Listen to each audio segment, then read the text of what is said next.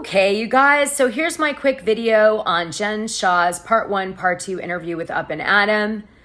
Part 1 is really her telling the story that she already told on the show about how, on Real Housewives of Salt Lake City, how she came to live in Salt Lake City and become a Mormon, about her Polynesian background, about how she felt that no one ever accepted her in Salt Lake City because she was Polynesian, and that when she married Coach Shah and fell in love with him, they met at university and, fell in love, and that the reason that they,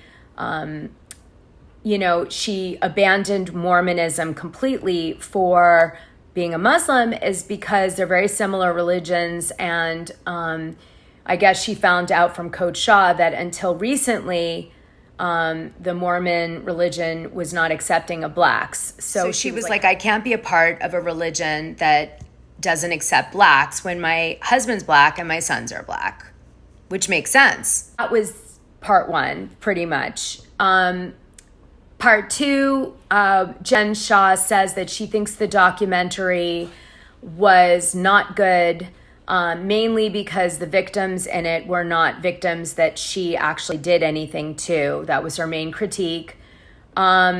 She kept saying that everything was based on unfounded rumors, which is just not true. The documentary Shah Shocker on Hulu I'm in it, I'm just, full disclosure, was not, it was based on the indictment from the prosecutor's office out of New York, and it was trying to explain the crime as it relates to the indictment in a way that they thought Bravo fans could. The show tried to take a light look on a very complex white-collar indictment crime, right? So,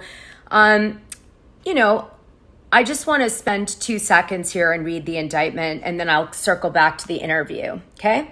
From at least in or about 2012 until at least in or about March 2021 in the Southern District of New York and elsewhere, Jennifer Shah and Stuart Smith, the defendants, together with others known and unknown collectively, the participants, carried out a wide range of telemarketing scheme that defrauded hundreds of victims, throughout the United States, many of whom were over the age of 55, by selling those victims so-called business services, in quotes, in connection with the victims' purported online businesses, the, quote, business opportunity scheme.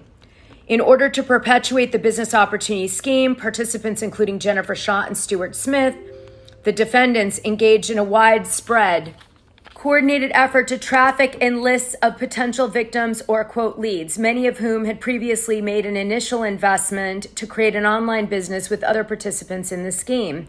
Leads were initially generated by sales floors operating in, among other places, Arizona, Nevada, and Utah. The owners and operators of those sales floors operated in coordination with several telemarketing sales floors in the New York and New Jersey area, including Manhattan, and provided lead lists and assistance in fighting victim refund requests to other participants operating those floors. Jennifer Shah and Stuart Smith, the defendants, among other things, generated and sold leads to other participants for use by their telemarketing sales floors with the knowledge that the individuals they had identified as, quote, leads would be defrauded by the other participants. Shah and Smith yielded a share of the fraudulent revenue per the terms of their agreement with those participants. Shah and Smith often controlled each aspect of the frauds perpetrated by other participants on the individuals they had identified by, among other things, determining which coaching sales floor could buy leads from them, selecting the downstream sales floors that the coaching sales floor was permitted to pass the leads along to, choosing the firm to provide, quote, fulfillment services, that is, documents and records purporting to demonstrate that the services the participants claimed to provide to those victims were actual and legitimate, setting how much the downstream sales floors could charge and determining which, quote, products each of the downstream sales floors could sell. And if it sounds confusing, it is. And that's why they did a documentary, to try to explain it in an easier way for people to understand, but not to make outlandish claims or to do any false rumors, just saying.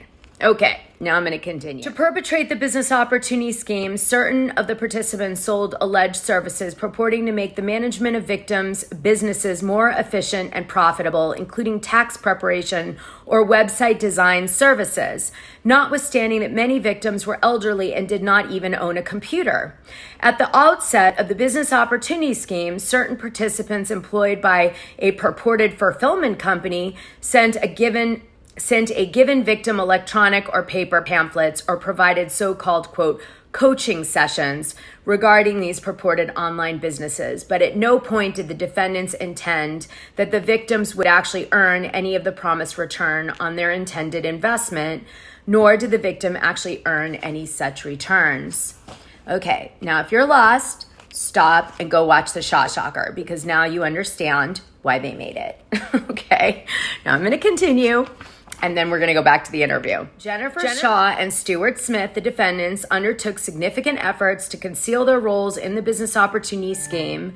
For example, Shah and Smith, among other things, incorporated their business entities using third parties' names and instructed other participants to do the same, used and directed others to use encrypted messaging applications to communicate with participants, instructed other participants to send Shah and Smith share of certain fraud proceeds to offshore bank accounts, and made numerous cash withdrawals, structured to avoid currency transactions reporting requirements.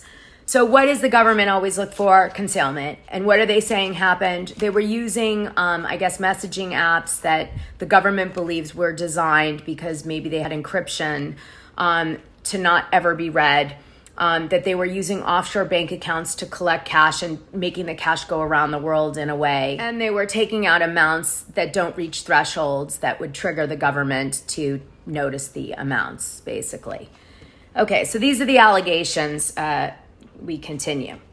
From at least in or about 2012 up to and including at least in or about March 2021 in the Southern District of New York and elsewhere, Jennifer Shah and Stuart Smith, the defendants, and others known and unknown, willfully and knowingly, did combine, conspire, confederate, and agree together and with each other to commit wire fraud in connection with the conduct of telemarketing, as that term is defined in Title 18 U.S.C. Section 2325, which did victimize 10 and more persons over the age of 55 in violation of Title 18 United States Code Section 1343 and 2326. And that's important for sentencing later if she's found guilty. It was a part and an object of the conspiracy that Jennifer Shah and Stuart Smith, the defendants, and others known and unknown, willfully and knowingly, having devised and intended to devise a scheme and artifice to defraud and for obtaining money and property by means of false and fraudulent pretenses, representations, and promises, would and did transmit and cause to be transmitted by means of wire communication, interstate and foreign commerce, writing, signs, signals, pictures, and sounds for the purpose of executing such a scheme. And artifice. Okay, and they go on. And this is like now, they're getting into the different sections of the United States, federal crimes they believe happened. Okay, so to make a long story short, it's alleged that Jen was the mastermind above Stuart even, although they were partners, in a scheme where they on purpose sold lead lists of vulnerable people that in this case were elderly to companies or boiler rooms, which are like, rooms where people are hard selling, and they sold their lead list to these boiler rooms so that these vulnerable people would end up being, buying things. And in the end of the day, if they bought it, they were charged, different prices, allegedly. And, it wasn't like based on any rhyme or reason, the pricing just based on what they had on their credit cards or if they could get a loan or whatever. These boiler rooms have the ability to help you get a loan so they can take the money. And then they make it really difficult to get the money back, to get a refund or whatever. Anyway, a lot of people don't want to believe that they've been scammed, so they don't take action right away, which is why it can be even harder, okay, because they're old. Geez, how else can I explain it?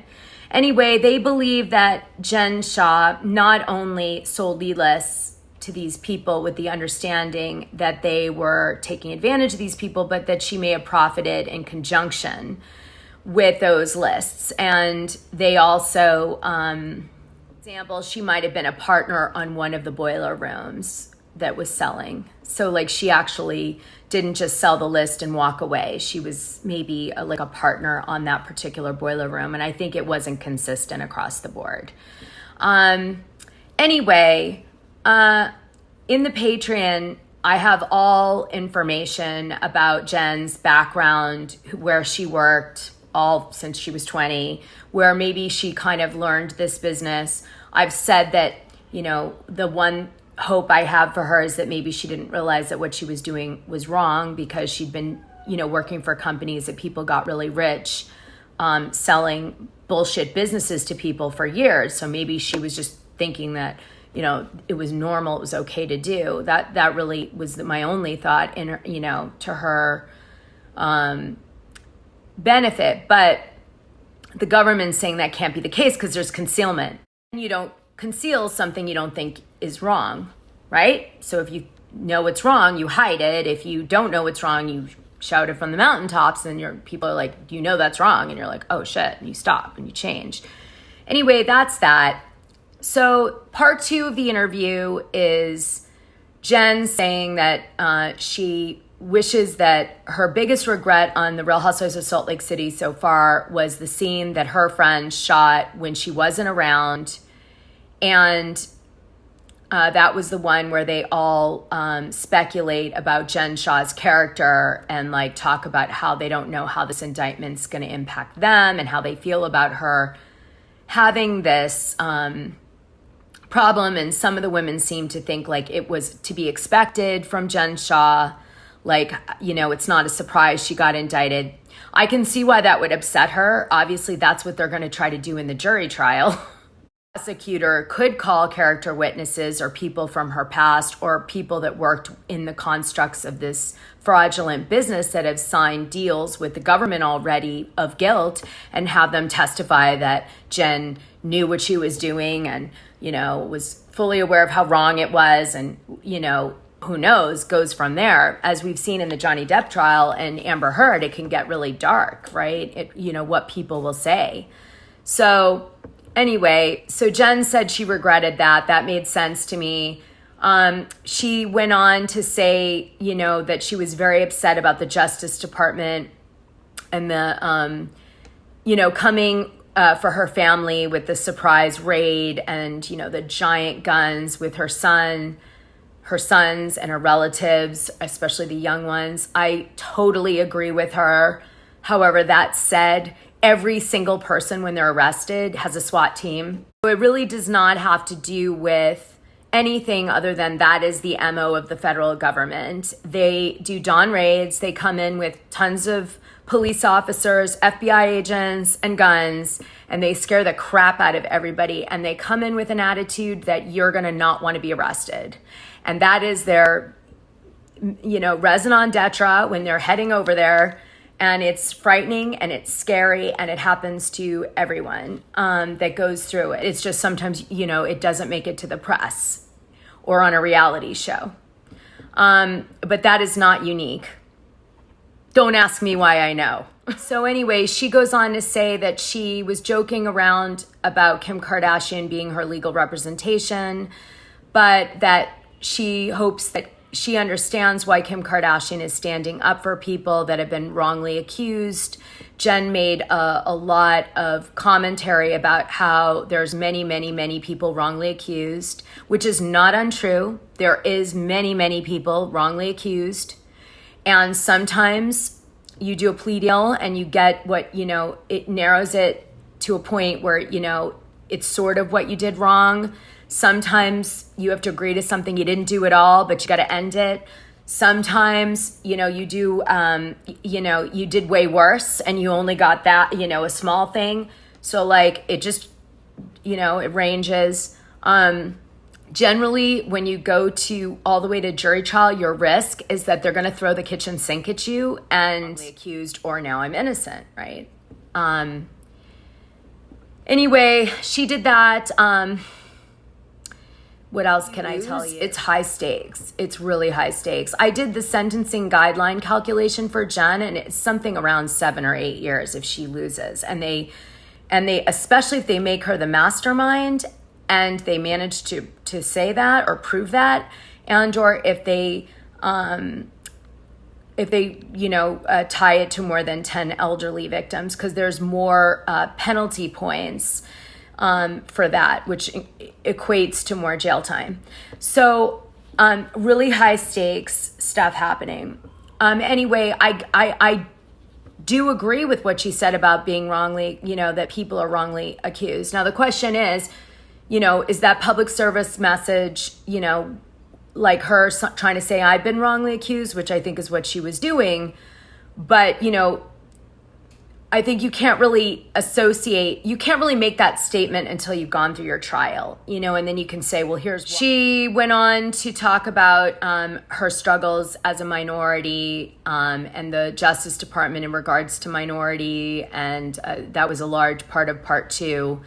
Coach Shah was there to show his support. I speculate that he was also there because he's a trial lawyer, and I think, wanted to be present for her, although she's certainly not her official representation in her criminal case, to be clear. That wasn't what I meant. I did mention that in the thread, but I wasn't saying he was her criminal representation. I was just saying I think it was helpful that he was there for her because he is a lawyer and he does help her legally. It's well known. She announced that her kid is going to Duke University, which is an Ivy League school for medical, which is fabulous. Everybody was really happy in the feed for her for that.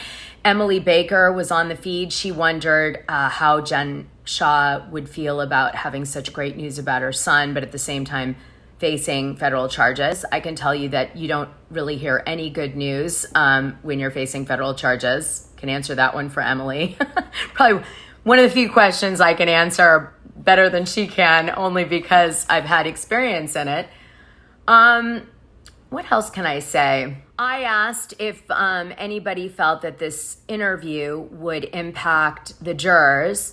Emily thought no, it wouldn't, because they're going to ask questions to say, have you watched Jen in any interviews? Have you watched Jen on The Real Housewives of Salt Lake City? And if they answer yes in any way, shape, or form, then they're going to not allow them to be on the jury.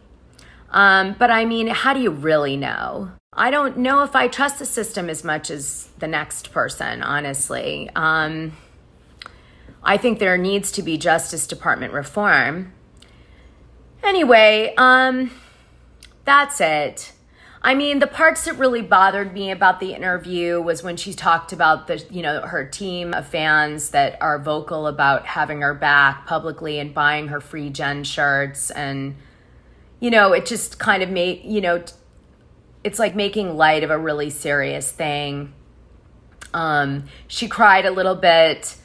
I guess probably at the thought of her family when it comes to, I'm sure she has thoughts all the time that haunt her of, being in jail for such a long time and all the things she would miss. She, as anyone. And by the way, when you get indicted by the federal government, they definitely ask you, are you suicidal and all that. They definitely assume that you are suicidal. And so... yeah. Anyway, that was the interview. She did say one thing that was really weird. She was like, my friends, they could ask me about this, about my character or this situation. I would answer them. And I'm thinking to myself the whole time, any lawyer, criminal lawyer, period, the end, is going to tell her, don't do any press. Don't do anything. Actually, she should be off social media, everything. But they are definitely going to tell you that anything you say can and will be used against you, whether it be to a friend, to the store clerk down the street. The federal government can use anything they want against you at any time. So, you would not be saying to your friends, oh, let me tell you what happened, or let me tell you about my character related to this. You'd be like, I'm not allowed to talk. In fact, most people cut off the world when they go through this because they don't want to make a mistake. So to be on the safe side, they literally just sever ties with like friends, family, everything just to get through it. Because it's the safest thing to do when you're in this serious of a circumstance, especially with the couture, creme de la creme prosecutor's office, which is the Southern District of New York. One of the most, top of the pops. Like, they're going to have the prosecutors from Harvard and, the best law schools there. So I'll leave it with you. Anyway, I think you guys should go watch Shah. Before I go, remember, Jen is innocent till proven guilty. And remember that the Patreon has everything. It has so much more than you ever could imagine about this. You must go in if you're really wanting to really want to understand all the background on this and where the feds were coming from in this prosecution and all that stuff, and you want to really get into it, go in the Patreon because it's in there. Just do a search for Jen Shah's name and it'll all come up. Okay?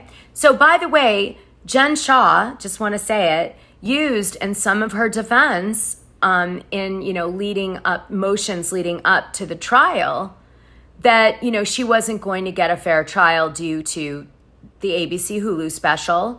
So it's possible this is part of her strategy to do this interview right before. Okay. I'm no Emily Baker, but I try. All right, guys, love you.